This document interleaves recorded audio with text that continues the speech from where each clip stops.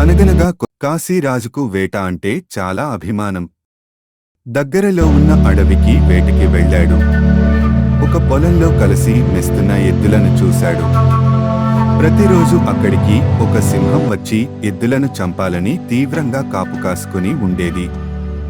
కానీ అవి అన్నీ కలిసి ఒకే చోట ఉండటం వలన వాటిని ఎదిరించే శక్తి లేక వాటిని వేటాడటానికి సింహం సాహసించలేకపోయింది. అనగనగా కొంతకాలానికి ఆ ఎద్దుల మధ్య అభిప్రాయ భేదాలు వచ్చాయి. అప్పటినుంచి ఎవరిదారిన విడిపోయి ఒంటరిగా మేత మేయసాగాయి.